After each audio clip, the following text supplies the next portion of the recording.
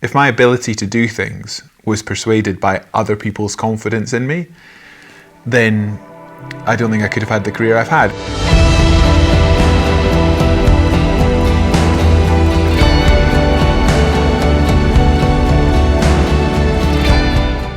Hello, my name's Nathan Brake. I'm the creative director of VidMedia, a creative contents agency. It's my privilege to welcome you to Legacy Conversations. This channel exists to share the journeys of incredibly successful individuals, to pass on the lessons that they've learned, the mindsets that they've adopted, and the disciplines that they've developed in order to get to where they are today. My hope is that in sharing these journeys, we can learn from them and apply these same principles to our own growth in order to quicken it, so that we too can create lasting legacies. This week I'm speaking with Beaumont. Mark has spent the last 2 decades pushing the limits of endurance. He holds several world records. Most notably, he's the fastest man to cycle around the planet. Very cool. He's so interesting to listen to. There's so much to learn from him. I loved hearing about what goes into a challenge, an adventure, and actually that sometimes even just to get to the start line can be just as big as the actual adventure itself. Mark gives us a great insight into how you go about fulfilling your dreams. Enjoy. Mark, thank you so much for meeting with me today. It's an absolute pleasure to meet with you. I'm really interested to kind of hear about your epic journey. You've done not only one thing, but like a multitude of things that most people would never even accomplish. You've done so many.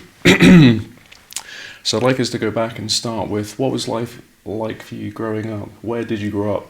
What was that texture, that world? I grew up in rural Perthshire, a little village called Bridge of Cally near Blairgowrie, for those that know Scotland.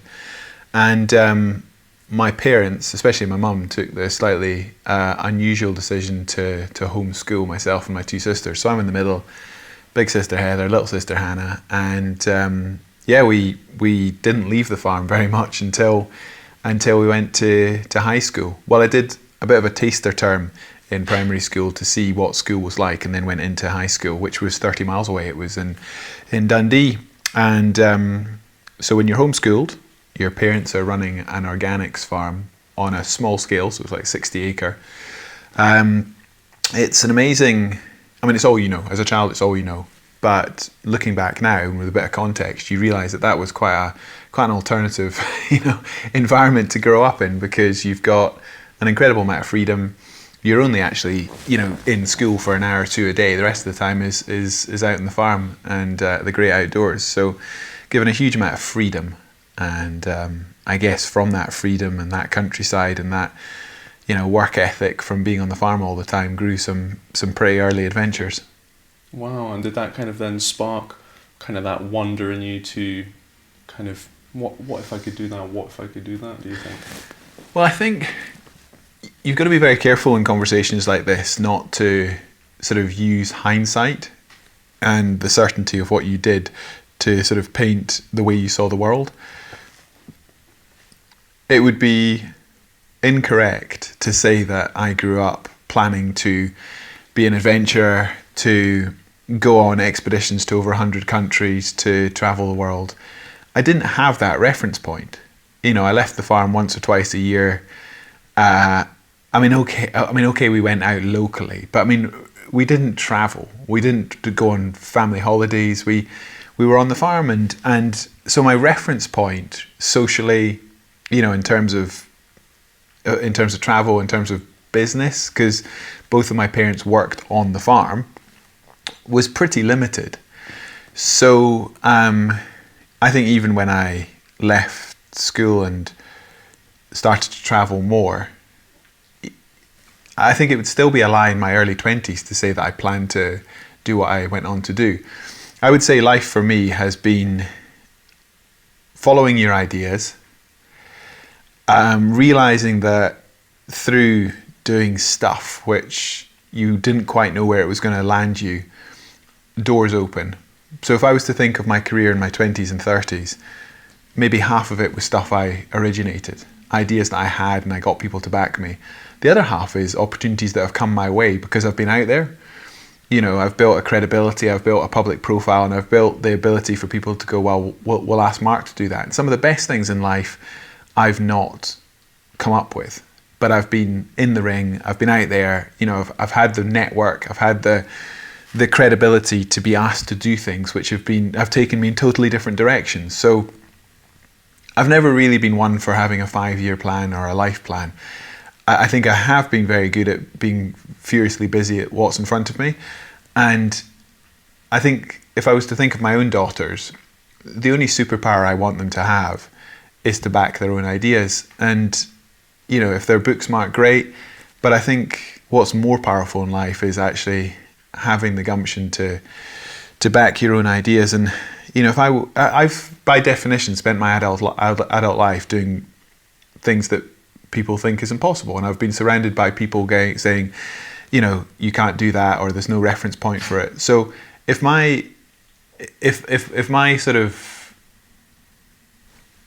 ability to do things was persuaded by other people's confidence in me, then I don't think I could have had the career I've had. The opportunities I've had has been, you know, a sense of mischief, a sense of wonder, a sense of trying to do things that have not been done before. I just love that concept of trying to do things, you know, which are, you know, completely unfounded, and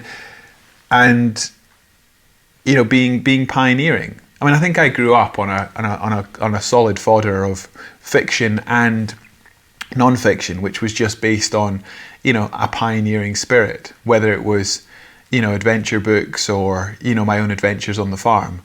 So I think what I've done in my adult life is just an extension of that. But what I think happens with a lot of adults is that sense of wonder, that mischief gets sort of taught out of you.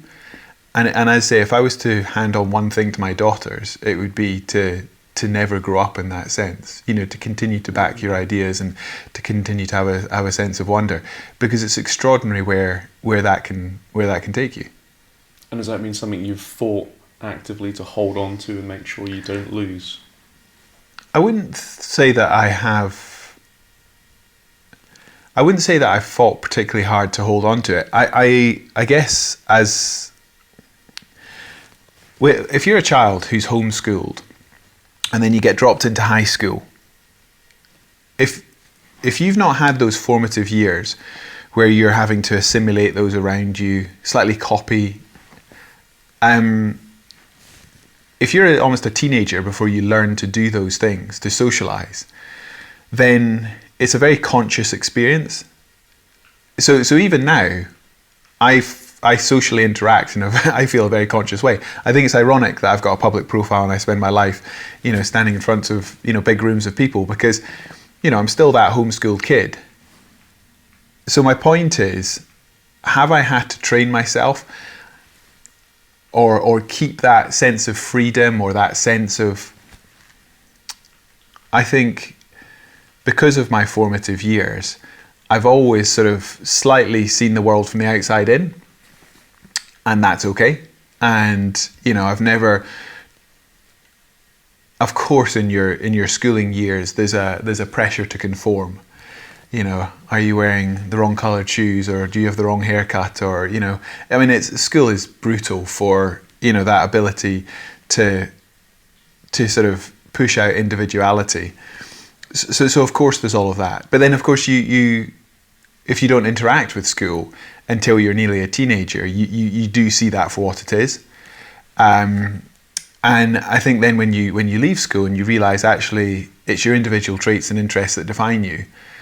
And it's not like I've spent my life, you know, trying to be a maverick and, you know, but I have, to go back to that idea, I have always given myself the freedom to back my own ideas, to explore what I want to do, and to build alliances to make them possible. You can't do any of these things on your own. So whether it's build science and technology businesses as I do now, or cycle around planet Earth, you know, it's ultimately about having that sort of wry smile that, imagine you could do this, and then trying to find people who, you know, who share that level of ambition.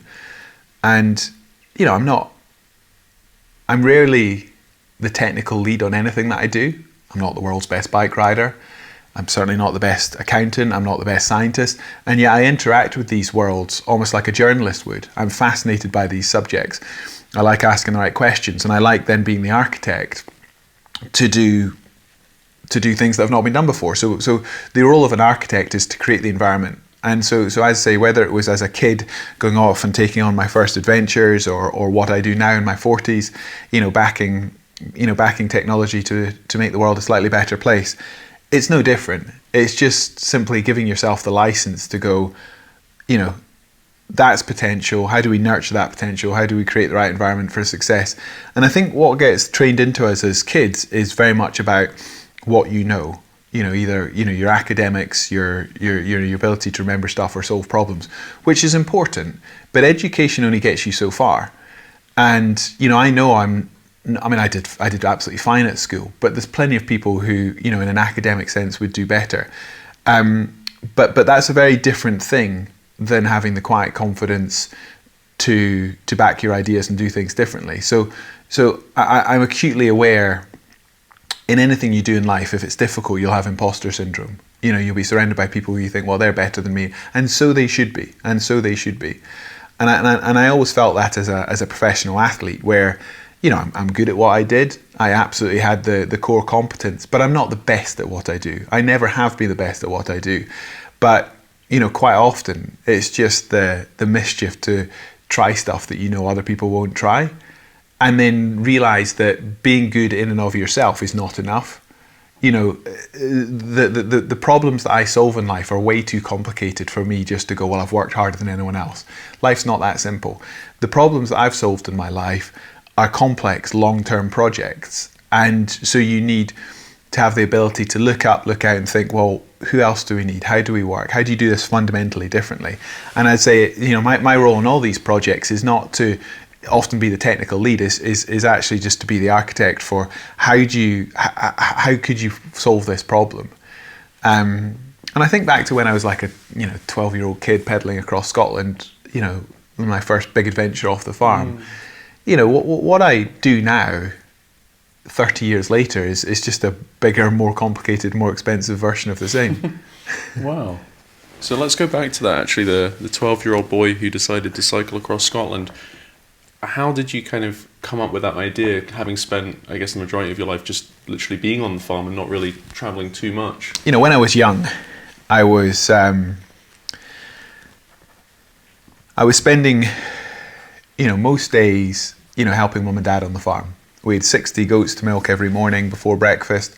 We had, 200 free-range hens to collect the eggs from. We had 13 ponies and horses to put out and muck out. We had a farm to run. Every day there was, dry stone dikes to fix and mend, and there was a farm to run. So that gives you, a wonderful sort of physical competence. Now, that doesn't just matter in terms of like developing yourself physically, but it also builds real accountability. Because when you have to work, when you have to do stuff, you realize that life is not just about having ideas and somebody else will do it. If you want to build a fence, you build a fence. And I think, from a very early age, having that very sort of applied learning, if this is going to get done, I need to do it. I think it's a really interesting concept, because with children, I grew up in, I'm bringing my daughters up in Edinburgh now, and it's one thing knowing stuff, and it's one thing sort of doing well in class, but it's a very different skill set, having the accountability of, I've had an idea, and it doesn't just get done. It doesn't just happen. If something's going to happen, I need to do it. So people might be watching this going, well, of course, but it's not of course. Children need to learn that, like, ideas are not enough. In this world of social media, ideas are not results. And, if you're going to do something or create something of worth, you have to do it. There's a whole load of doing. There's a whole lot of action which is never seen. It's not the result. And so I do think that the process of running the farm and sort of being accountable for a whole load of stuff was massively important. And when I was 11, I read about somebody who had cycled from Land's End to John O'Groats in the local paper, the Dundee Courier. And I remember getting the old A road map out, the Landy, the farm car, and finding a highlighter pen and finding the roads the length of Britain. And that was my first sort of expedition plan. My mum pointed out quite rightly that I'd not really cycled off the farm before, so I should try something slightly smaller. But that was it. And then I ended up cycling from Dundee to Oban across Scotland, which over 3 days, which was 145 miles. I was 12 at the time. Wow. And it wasn't just the ride. It was the planning of it. It was going door to door in Blairgowrie, fundraising for some local charities. It was afterwards handing over a charity cheque to Princess Royal and seeing that converted into a new horse box for a local horse charity that we were raising money for. It was very applied. It was very much about you create it, you do it, you tell that story, you create legacy from the project. And, by the time I was 15 and I was ready to do my first 1,000-mile ride, my first solo ride from Land's End to Shonnock Roads, it was just a bigger version of the same, bigger fundraising target, bigger partnerships with charities, with sponsors, with people in the community who were backing that ambition. And it's interesting then, if I fast forward to post-university and setting off around the world the first time, as I built bridges with the BBC, as I built bridges with big corporate sponsors, as I worked with charities once again, it's still the 12-year-old kid, just going, okay, I've done this before, it's just a bigger version of that. How do we create those partnerships? And I say, understanding that it's pretty clear why I would care. I loved riding my bike, I enjoyed going on adventures. I was inspired when I was a teenager by Ellen MacArthur sailing around the world. Even though I wasn't into sailing, that was just and so in my mind, the round the world cycling record would be the most coveted, the most professional record in cycling. It would be the equivalent of what Ellen did, but on a bike. So I was amazed at that age, in my early 20s, to find that it had barely been done properly, certainly not professionally. The record stood at sort of 276 days. So the record in context is now 78 days, 14 hours, 40 minutes. So in my generation of round the world record attempts, we have taken 200 days off the record. And that's what I'm really proud of. I wasn't just part of that generation, but that's what we did. We really shifted the dial. We took it to a whole other level. So you can sort of imagine then as a 21, 22-year-old at university going, well, if I've got one chance to go on sort of my biggest dream, I'm going to cycle around the world. Not that this should be a career, not that I knew how that would be, but simply because it was just an extension of what I'd done as a kid. And if you've only got one chance, you might as well go as big as you can dream. And that's why the world happened. And so that sort of journey from being a 12-year-old kid pedaling across Scotland to being a 23, 24-year-old cycling around the world the first time, for me, yeah, there's a couple of big jumps in there, but it's pretty chronological. It's pretty obvious. There was 2 professional athletes from my year at school, Alistair Dickinson, who was a prop forward for Scotland, and myself. But most of my school peers, were amazed that I became an athlete because I wasn't a rugby player, I wasn't a cricketer, I wasn't a football player. I was that guy outside of school who rode bikes, rode ponies, and went skiing. I wasn't sort of the playground sporty guy. But for me, the passion was adventure, was outdoors. And I'd say what's really interesting in the adventure world is it's so much more than just the ability to do the sport, because these are sporting endeavours that last often for weeks or months. It's the entire project. How do you give yourself the opportunity to even do these things in the first place? I get approached every week by people who say, I'm off to cycle around the world, climb Everest, row the Atlantic, whatever it is. I know from experience that very few of them will ever get to the start line. They understand why they care, but they don't necessarily understand what it takes to actually put it together. And actually, getting to the start line with any of these big projects is almost harder than the bit you enjoy doing, which is out there, taking on the big adventure. That is so interesting, because obviously we see you on the bike and don't necessarily see, like you say, all those other elements that almost seem kind of just as big as the actual adventure part to like you say, get to the start line. Yeah, I would say all the other elements, all the other things you need to learn are almost more important. I'm 6'3" and over 90 kilos. I'm not the world's best bike rider. The key in any of these big trips is consistency, is not breaking down, is not injuring. People think it's about how powerful you are, how fast you are, how strong you are. Sure, you need to be a good bike rider, but the ability to break big records is your ability to suffer, is your ability to take less breaks than others ride more consistently. I mean, this really is here in the tortoise stuff. You know, if you're cycling around the planet or Land's End John O'Groats or whatever it is, it's just the ruthless consistency to keep doing, not break down, finish the race, and do so more efficiently than anyone else. But efficiency over the durations that I talk about is not about, you know, showing off, being fast, showing how powerful you are. It's about ruthless consistency. You know, nobody wins these, you know, races at midday when the sun is shining and you got a tailwind. It's midnight when nobody's watching and you're still out there, absolutely putting the miles in.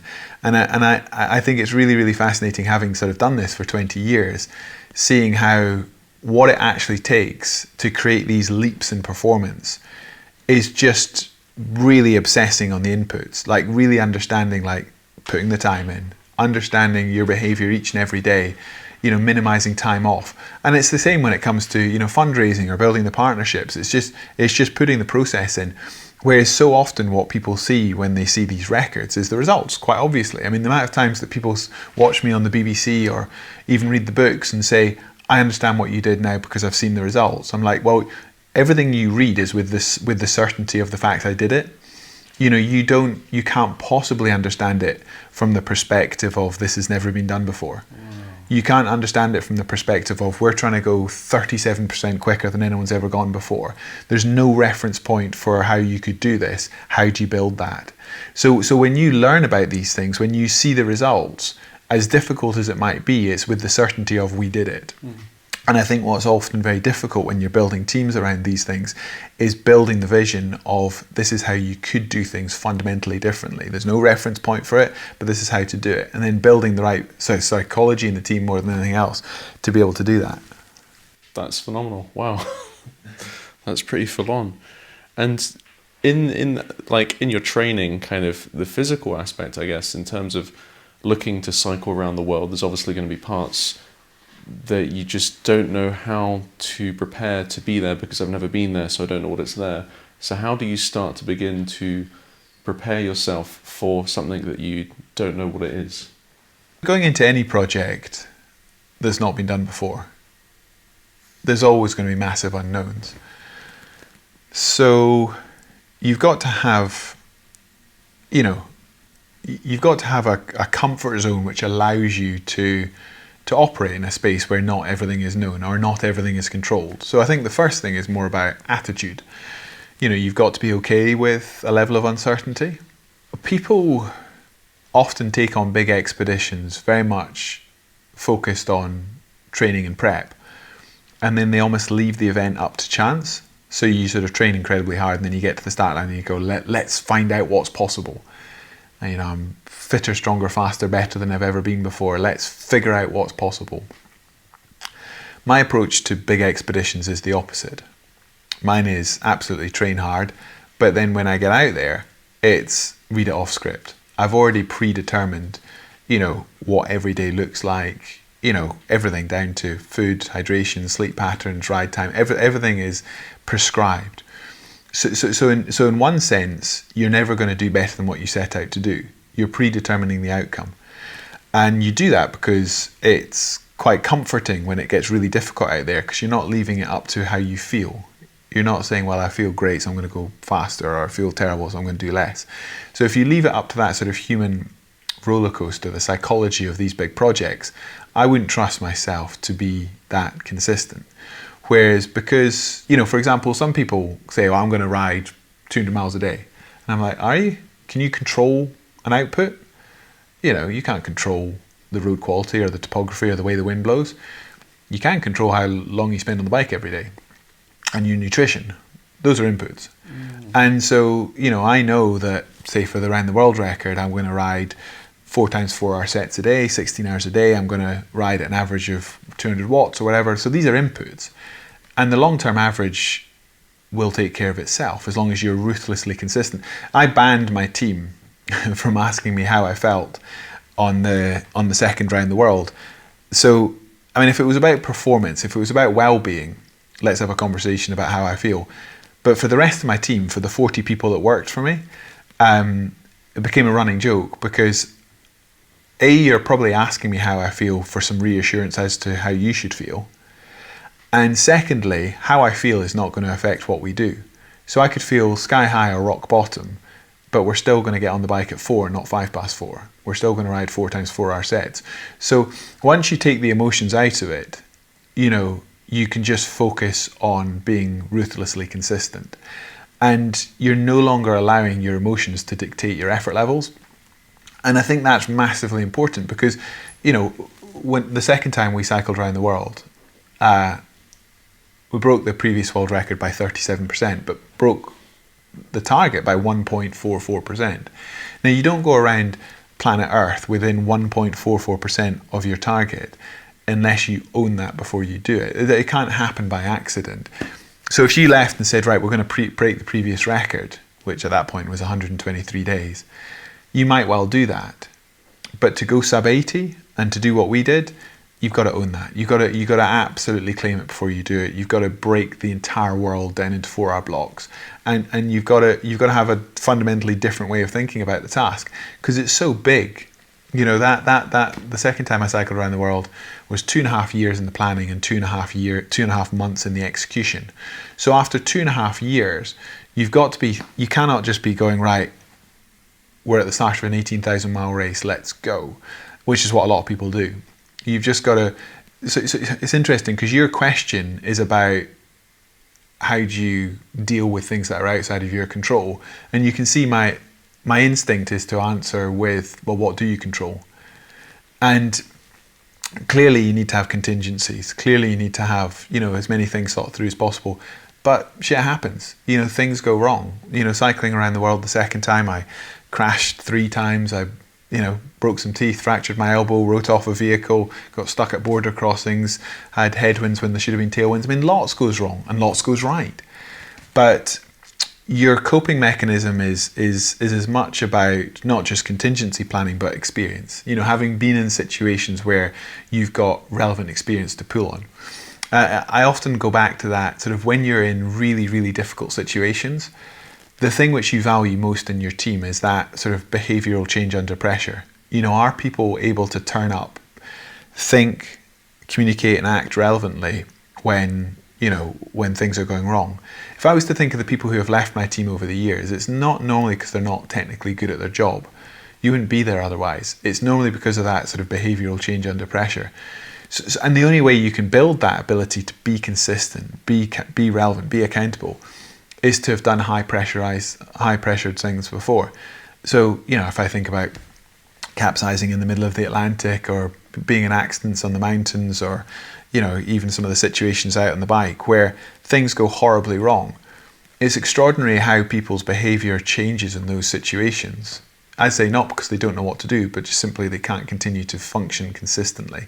And the only thing you pull on in those situations is life experience. You can't read that. You can't read a book and, you can conceptually understand, but you can't replicate lived experience. So if somebody was to try and break my round the world record, I think the thing that helped me the most was the fact that I'd cycled around the world before. There's things in your repertoire that you can pull out and go, well, I've been here before. I know how to think. I know how to operate. Wow. So are there things that you particularly pull on in those kind of life and death situations or absolute disaster moments? And what are those things that you're kind of drawing on to be able to be like, we'll get through this? I think the challenge with that question is asking me about high pressure situations or life-death situations. I'm saying so in the comfort of my living room. There is no danger to me, and I'm trying to sort of think of the right order of words to describe a completely different headspace. I know for a fact when I'm in very, very difficult situations, I go almost emotionless. The emotions come afterwards. We're all human.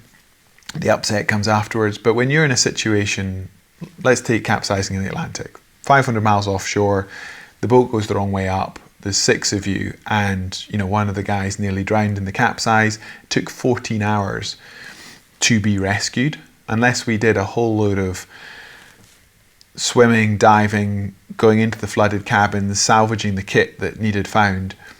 we were not going to be found. We were just bobbing around in a life raft, 500 miles offshore. So we were alive, but we weren't going to be rescued unless we did a lot, and that a lot was quite dangerous to do. And some of the team didn't cope at all well.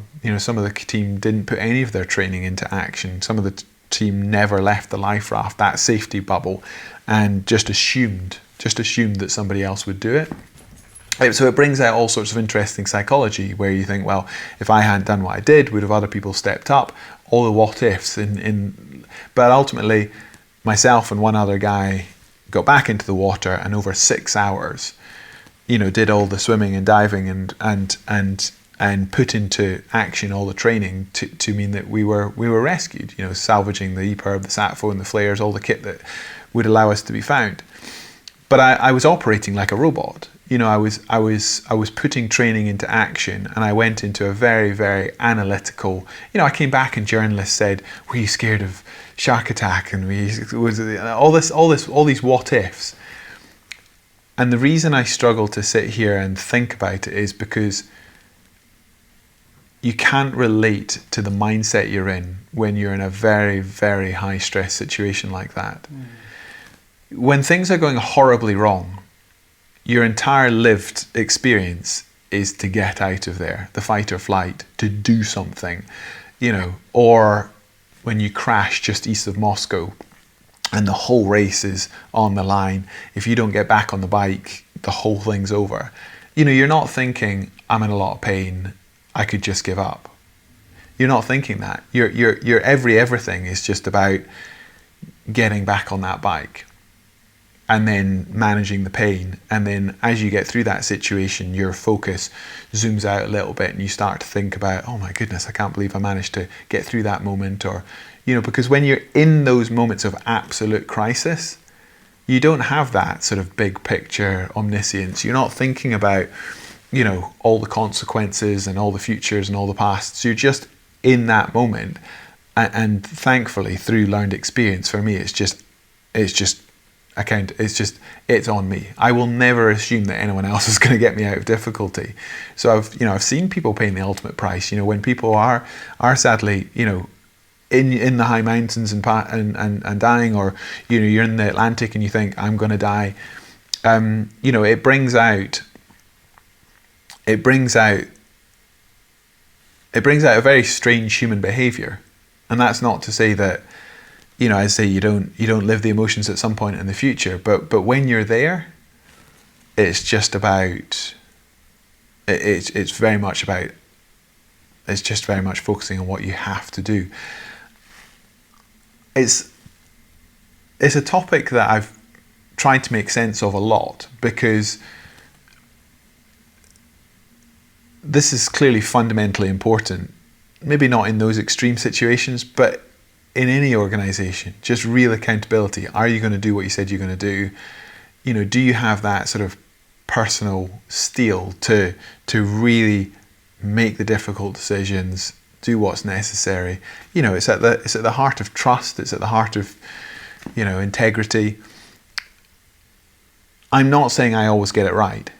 I've made some massive mistakes in my teams, but I don't think anyone would ever say I've put my head in the sand or delegated responsibilities. I've always known that I need to be counted. I need to be relevant. I need to do what's necessary. And I find it interesting in business these days because, it can be pretty scary. It can be, there can be huge consequences for mistakes, but it's rarely life and death. The decisions I make are very consequential for people's livelihoods, but it's not like capsizing in the Atlantic, where, if you mess up, somebody dies or you die. Wow. It's really interesting. It makes me think about kind of whether in your training or in kind of other people's training, is that a part of it that someone kind of coaches you through to be not only let's physically work on your body today, but let's emotionally or psychologically work on these things that may show up when you're in that pressure? I think it's very, very hard to learn in a classroom or even like peer group learning that mental toolkit bit. The only way to feel responsibility is to have responsibility. And I find it really interesting because I'm not an adrenaline junkie. Like, I don't go looking to be scared. I don't like being out of control. I'm the opposite. Like, so I'm not going to jump out a plane. I'm not going to, free solo. I'm not going to do anything which, for me, it's the opposite, actually. It's about control. So even though I've done a whole number of things that have put me in harm's way, I don't go looking for the danger element. I think I go looking for... I love the idea of doing stuff that people haven't been done before. And necessarily by having that pioneering spirit, you find yourself in difficult places. You figure out where the edge is. But that doesn't mean that you're looking for trouble. And I think that's an interesting concept, because people always say to me, you must either thrive in that environment, you must go looking for it, or that you're sort of motivated by the suffering. I think that would be a very weird thing to be motivated by. Clearly, to be good at ultra endurance and major expeditions, you have to be quite comfortable in your own head, and you have to have to have the mental toolkit to be able to operate. Do you know what? It's interesting, because talking about crisis situations, I think it's almost blindingly obvious that you either cope or you don't cope. It's quite binary. But I think what's often harder and more close to most people's lived experience is the opposite to crisis. It's the vast periods of time when nobody's watching, where you've got to work hard, but there's nothing really to fight against. And you've just got to turn up and be relevant. So, I can think about cycling around the world and, the times I crashed, and I can talk, in a way that sounds quite heroic about getting back on the bike. But it's very hard to talk about the thousands and thousands and thousands of miles where nothing happened. And I had to get on the bike at 4:00 and I rode. And the days that will never be spoken about, and the shifts that, just were absolutely just part of the process, unseen.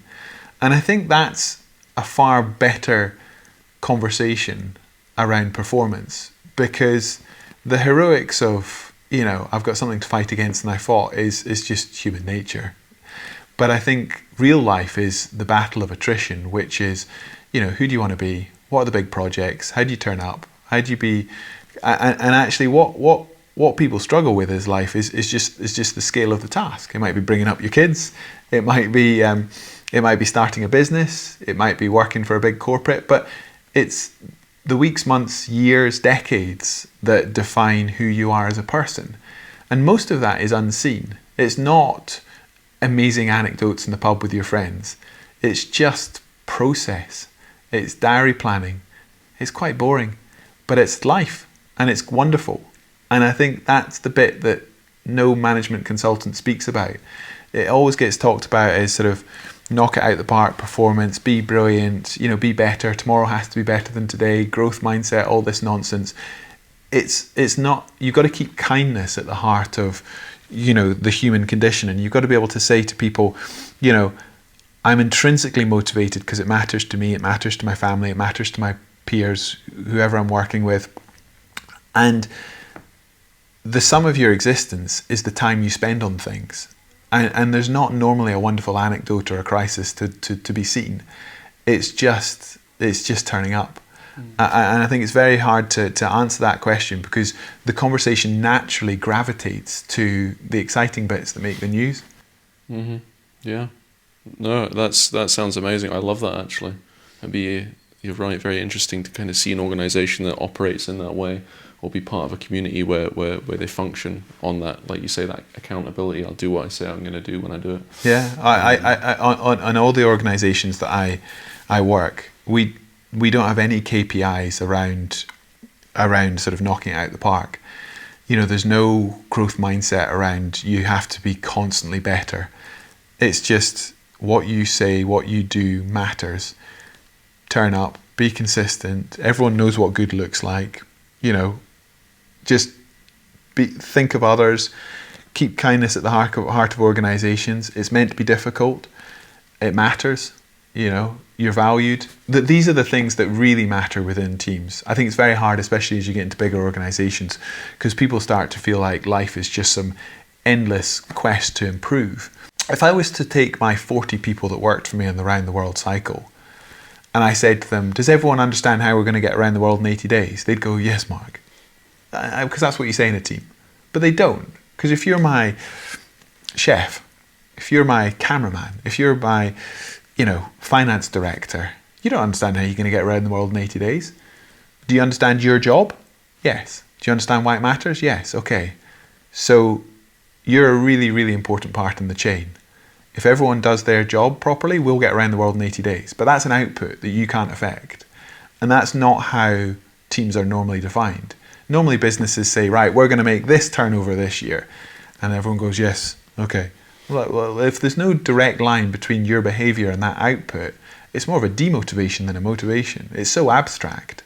So the only way you can really define anything in life, whether it's with your own kids or whatever, is like, why would you matter? Why would you care? What motivates you?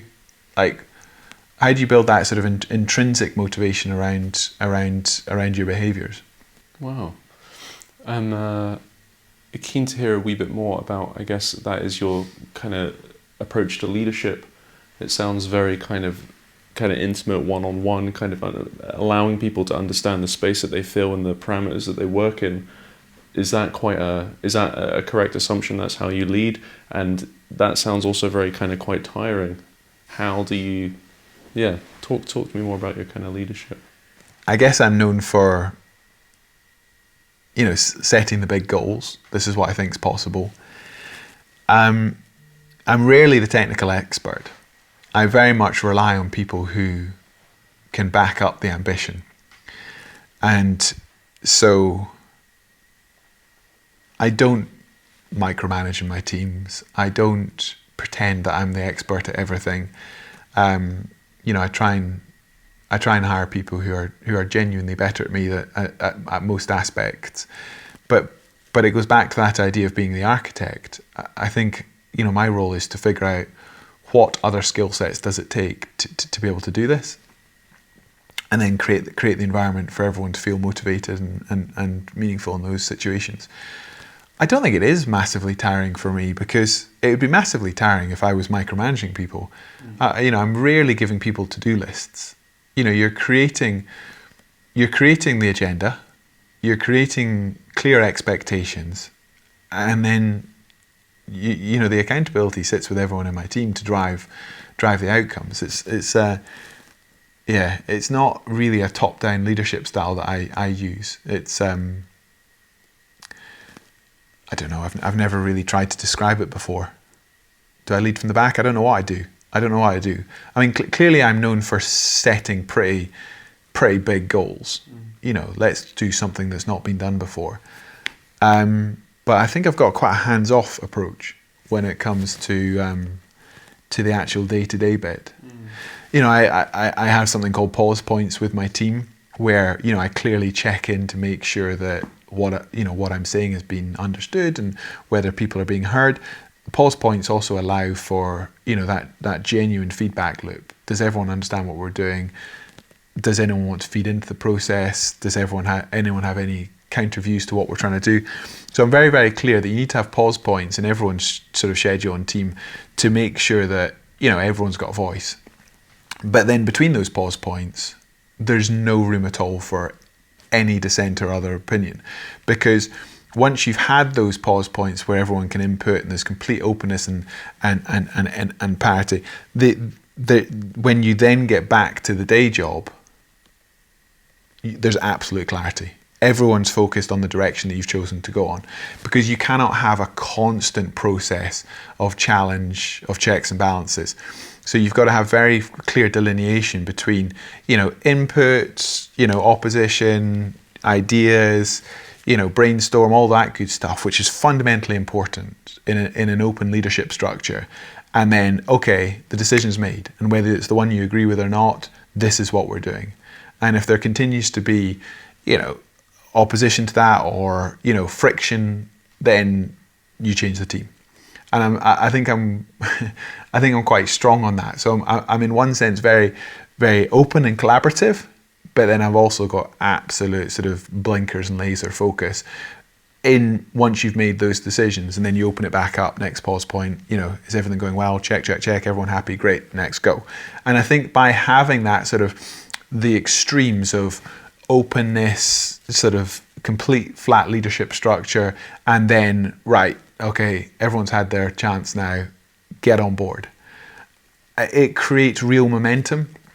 It creates real sprints, it creates real focus, it creates real clarity, because otherwise you just end up with this really sort of bureaucratic, iterative process around, somebody's going in that direction and other people going in that direction. So my job is just to be the architect for all of those things, as opposed to, some top-down leadership style where you're sort of trying to tell people what to do all the time. No, that makes sense. That's really... I think if I'd done more in sort of leadership styles, I would know what that was. But that's sort of I've figured that out over the last 25 years. It works quite well. Wow. No, obviously, yeah, very good.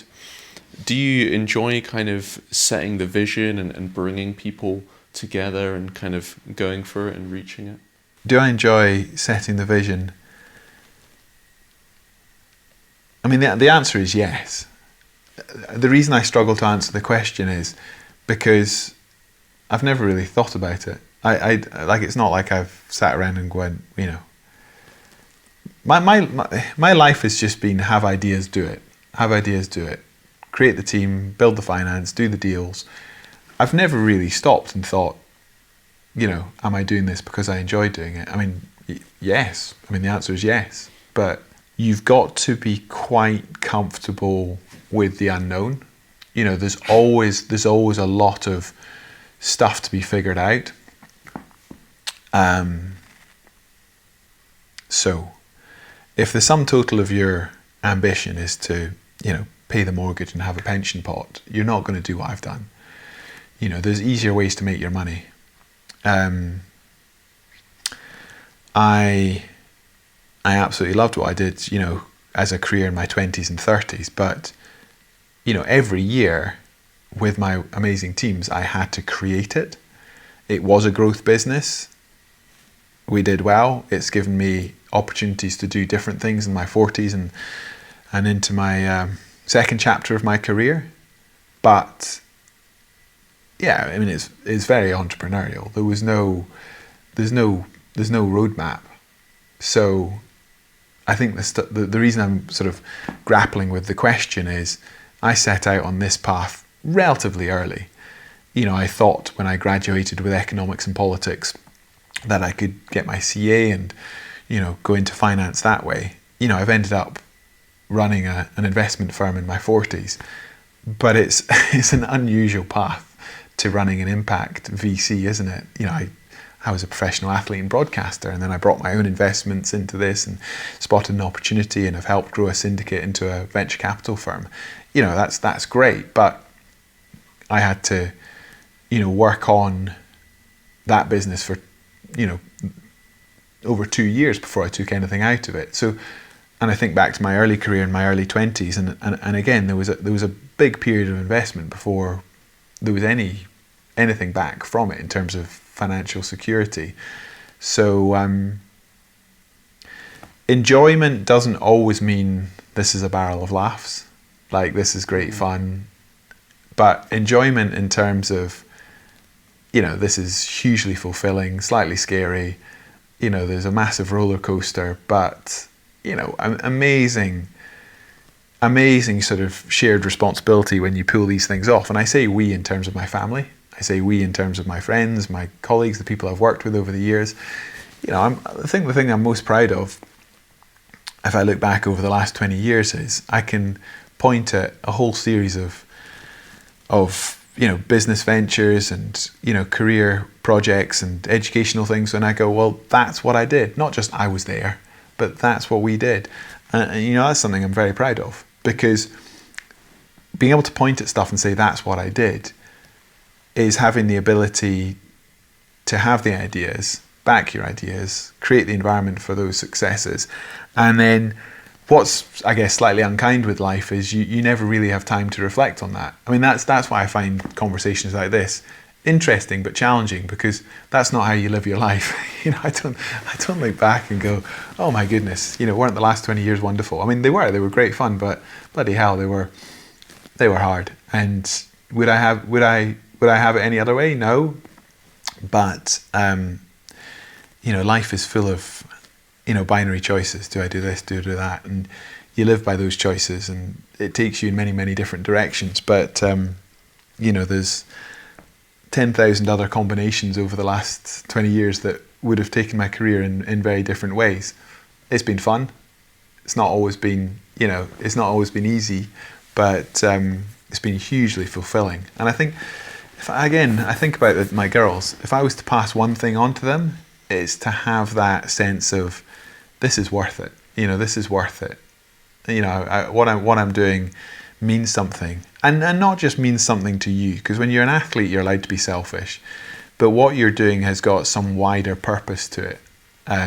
Because if you don't have purpose in your work, I think as a the human condition, you end up fundamentally quite unhappy. You can be wealthy, you can have public profile, but happiness doesn't come from either of those things. Happiness comes from a sense of, you've actually, the pillars of your life, the pillars of your identity, your family, your work, your community, you're relevant to those things in a way that matters. That's amazing, Mark. Your kind of insight and learning is just a real privilege to listen to. Thank you. I was curious about kind of, obviously the first kind of series of adventures you've done were primarily on the bike, and then kind of you moved away from that. You've done climbing, you've done rowing, swimming, running, and then more on the bike. Did you kind of miss the bike at all when it wasn't there, or was it nice to kind of try and push your body in a different way? I mean, cycling is very much where I started, and kind of where I finished my professional career in sport. The thing is about, even though I had quite big teams with me at times,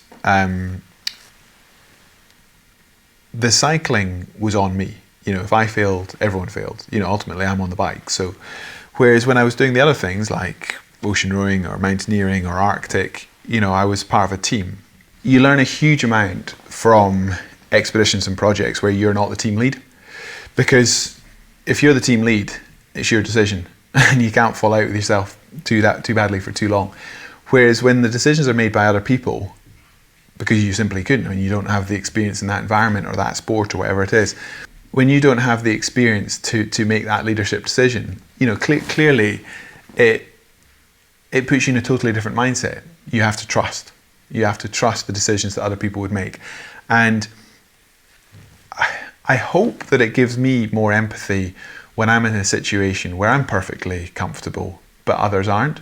So I'm making decisions and I'm sort of thinking, well, why are they acting that way? Why are they speaking that way? Why are they not doing what they said they were going to do? Well, often because, whether it's the right decision or the wrong decision, it's that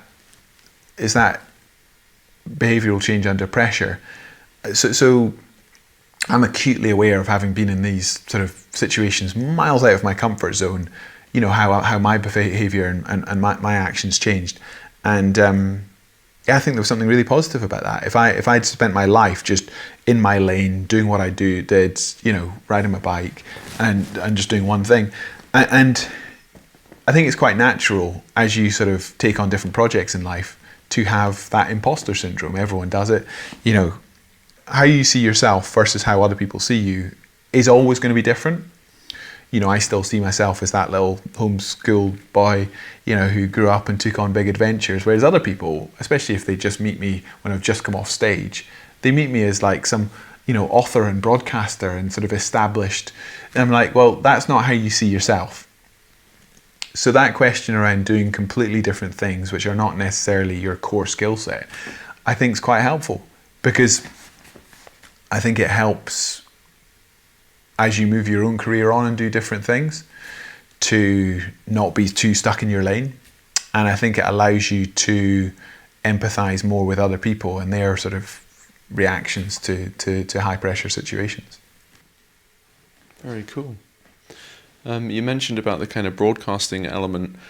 As kind of a high performance athlete doing these epic adventures, did you ever feel that kind of sharing it and bringing everyone along with the story, although that was, I mean, amazing kind of for people who don't get to see these things, as amazing as that was that ever a kind of hindrance to be like, oh, now I need to do this part, but actually I want to be doing this? Yeah, it's a good question. For me, the broadcast element was always part and parcel. That was the job. I feel lucky that my career started really at the start of the sort of the properly digital era. So my first BBC documentary was filmed onto mini DV, so reel-to-reel cassette. That wasn't that long ago, but technology has moved on a lot. So the first time I cycled around the world when I was in my early 20s, I was very much living it for myself and sharing it with a camera. And then it was all told afterwards. It was a BBC One documentary series, and I got to write a book. And so I lived the journey, captured the journey, and then shared the journey. Whereas then from my second expedition onwards, which was the Americas, 13,000 miles down from Alaska to Tierra del Fuego, it was a real-time storytelling. At that point, Twitter had just been invented, and social media was a new thing. So I know we're only just talking about sort of 15, 16 years ago now, but a lot has changed in that time. So the mindset change, going from capturing something and being immersed in the storytelling, and that obligation to real-time storytell has completely changed broadcast. Of course it has, but it also, as an athlete, completely changes your mindset on the road. That need to immediately broadcast what you're doing, as opposed to having time and space to live it and then share it afterwards. So yeah, I always encourage athletes who are getting into this space to go on a journey for themselves. Don't to build a brand straight away, to actually sort of build their core skill sets, to do what they do, capture it themselves, rather than, be an influencer from day one, be more about the story than about the journey. You've got to be able to do both, but understanding your own why and being comfortable in that space without the constant noise of content creation and social media is quite important to layer up in that way. Because I know lots of people these days that almost try and start with the brand and the storytelling and then come back to the credibility to actually do the thing to begin with. And for me, it's all about credibility. Do you have the credibility to actually live the journey, be the narrator for that, and then learn the skill set to share it? And as I say, that word credibility is fundamentally important. You've got to have done it. You've got to have that lived experience before you can then become, a spokesperson for it. And I always think when I'm out on these journeys, I do have that rare privilege to take people on adventures. It's the sheer wanderlust of it. I'm showcasing 130 countries and counting, and places that people are rarely going to get to see themselves. And those human interactions that happen once that you then get to share with, hundreds of thousands, if not millions of people, that's a rare privilege. I wish when I got into documentary making in my early 20s, for me initially it was quite a utilitarian sum. It was like, I need to give return on investment to my sponsors. And it was working with the great late David Peat, who was an amazing filmmaker and documentary maker. He started his career in the 60s doing street photography in Glasgow and, filming with Billy Connolly and, Big Banana Feet and all the stuff. So he'd gone from that, and then towards the end of his career worked with me. And he shared that great passion for storytelling, for like the human interaction, observational documentaries, just that fly on the wall, which I became absolutely the heart of my career. Less so now. I don't get as much time or opportunity to. But for me, when I was at school, I loved art. And then I sort of ended up doing more academic things. I studied economics and politics. But actually becoming a filmmaker in my 20s and 30s kind of felt full circle back to my passion as a kid as an artist, because it was about that creative process, which I ended up absolutely loving. Wow, that's brilliant. What was it like kind of realising that maybe there needed to be a change and it was time to transition to something new, chapter 2 as you kind of referenced it? What was that transition like, and those kind of movements in I guess, like, psychologically, I'm changing now from this to this? I think one of the hardest things with changing your career is your own sense of identity, how you see yourself, how you interact with the world. So, people will always know me as an around the world cyclist, and there's worse things to be known for. But you know, I've when that's no longer what you do, you know, I think you've got to reframe your own credibility, your own purpose. There's a real risk when you've been an athlete in your 20s and 30s to then just live off the coattails of what you did. You know, so there was plenty of opportunities. I could have spent, you know, the rest of my career coaching or, you know, doing keynote speeches and conferences. But I like doing stuff. I like building projects. And I want the next 20 years to be as hard as the last 20 years, but different. So actually the idea of just doing a pale version of what I once did bears little motivation. So even though it's hard to change, it's hard to have a second chapter, I think it's fundamentally important to recognise that. When you've had a public profile and success with your career, the temptation is to live in the box that you created for yourself. It's so easy just to go, you know, the thing that you strove for and built, you then become a prisoner of. You know, you've sort of created that momentum, you've created that profile, and then you're no longer in charge of it. You know, you sort of get pushed around by other people's expectations, you know, and life is no longer of your making. So for me, the career change was a very conscious one. It was like, wow, it would be relatively straightforward to keep riding my bike, going on adventures and making films. And I'll always ride my bike and have fun with a camera, but it doesn't need to be my job anymore. So evolving into what I do now, which is running a venture capital firm focused on impact. So healthcare, environment, sustainability. You know, I'm very excited about science and technology that is trying to address the big issues of the day. So it could be better early stage cancer diagnostics. It could be taking microbead plastics out of the oceans. It could be, you know, stem cell technology and industrial biotechnology. It could be, you know, more sustainable agri-tech, you know, all sorts of things which they're not, you know, B2C brands. It's not, you know, creating a new mug or a new gin or something like that. This is knowledge intensive science and technology, which is, for me, looking at the world and the sustainability issues that we've got, whether it's on the human side or on the planet side. You know, I'd like to, in my own way, be relevant to that. Now, I don't have a silver bullet. I'm not a scientist. But how can I be relevant to, you know, the world that we live? Well, Scotland has amazing academic research. It's got amazing universities. It's got amazing generation of IP and ideas. The opportunity is to do a better job of that tech transfer and taking what is happening in a small country like Scotland and scaling these into much bigger commercial markets. Because none of these ideas are Scottish. They are, you know, global issues, global opportunities. And I've spent my life traveling globally. I've got a global network. I've got a global mindset.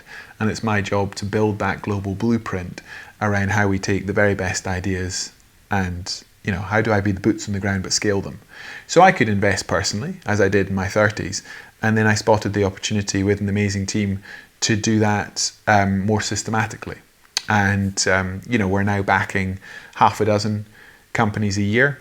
And, you know, my way of thinking about it is, imagine over the next 10 years, we could find, understand and scale 60 companies, all improving quality of life and sustainability on the planet.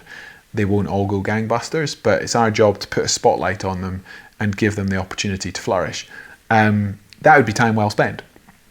And what's my job in that? Well, again, is to be the architect. You know, I need to bring in people who have a technical competence, transactional, scientific, you know, which is far beyond what mine is. But my job has always been to be a connector and to spot opportunities and to be a catalyst for that potential.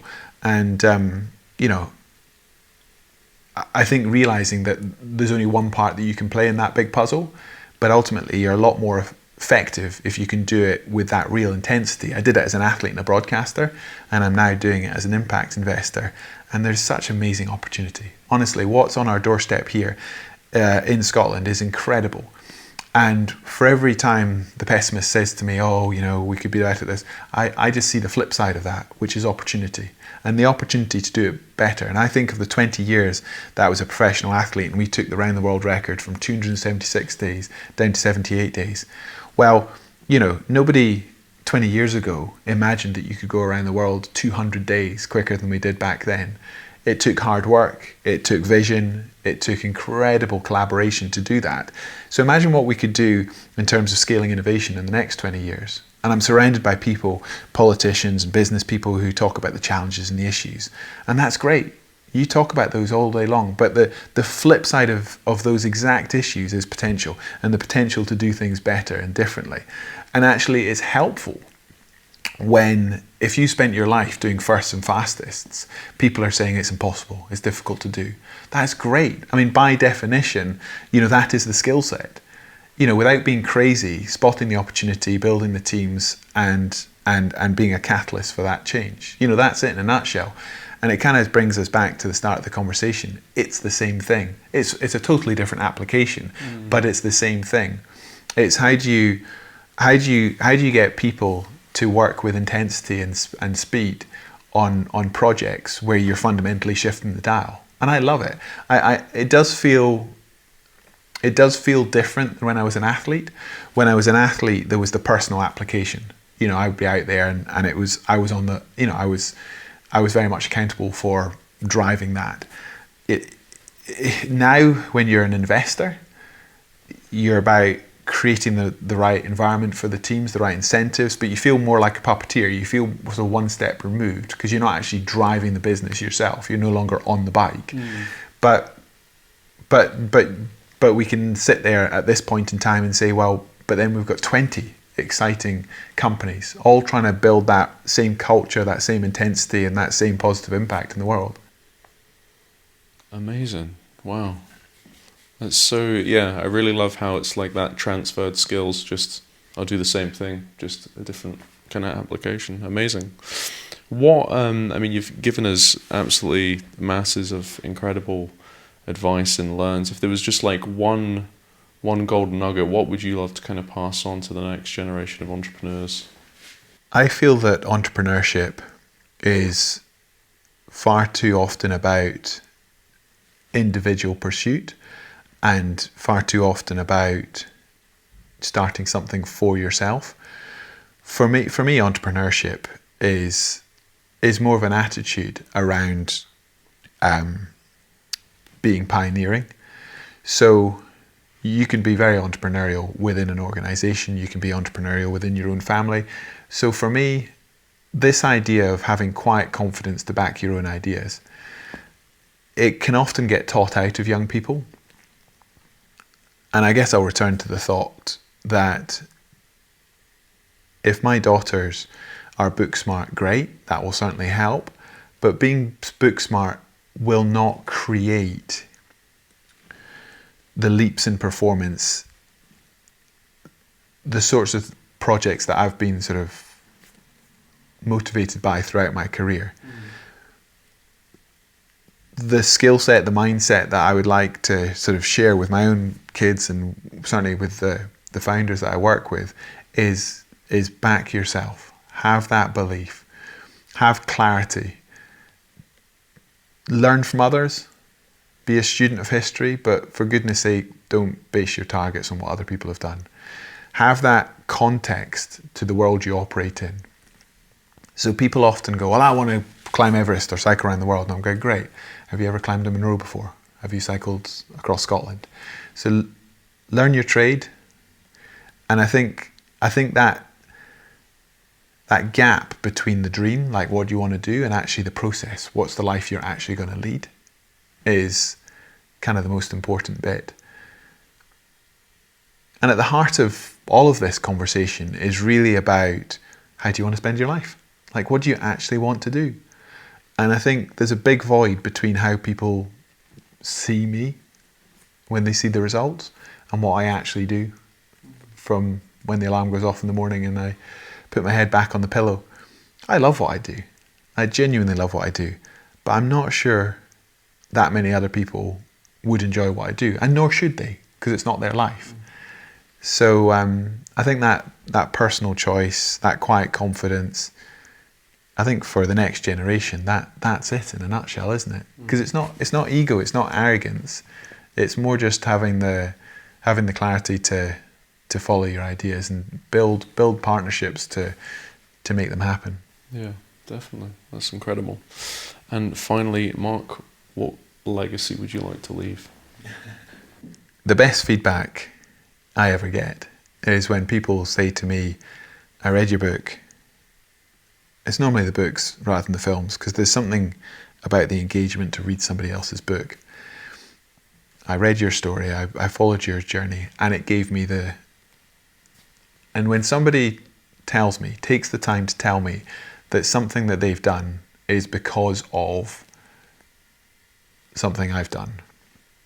I've not told them what to do, I'm not a coach, but if I've in some way unlocked their quiet confidence to do what they wanted to do anyway, but for whatever reason in life, they hadn't prioritized it, they hadn't got on with it, that's the best thing for me. I absolutely love it when people go, I did this because, you somehow, helped me prioritize that or get on with it. And there's some pretty cool stuff. Somebody emailed me today who wanted to cycle around the world. Their parents didn't want them to cycle around the world. They put out they put out something on a notice board, Facebook, I think, to say that they were going to cycle around the world. Somebody else got in touch, said, I want to do that too. So they ended up buddying up. And they cycled around the world together, having not known each other. And now they've got married, and she's just published a book. And, I've never met them. But, it's amazing to think that, in a sort of butterfly effect way, by sharing my story over the last 25 years, that gave her the quiet confidence to put the idea out there. She then met somebody, she did it, and that's changed her life forever. That's amazing. I've never met the lady. But those things happen more often than you might think. Wow, that must be a real honour and privilege for you to kind of hear that. Yeah, it's fun. Very cool. But you never know, and you don't do things because of that reason, but it's fun when you hear. Yeah. Well, Mark, thank you so much for your time today and sharing. There's just so much in that. What a wealth of a journey that you've had, so many experiences, and good fun. Excited to see what's next for you, so thank you. Cheers, good fun, thanks. Thank you for joining us on Legacy Conversations. I hope you've enjoyed it and found it beneficial. I'm looking forward to the next one.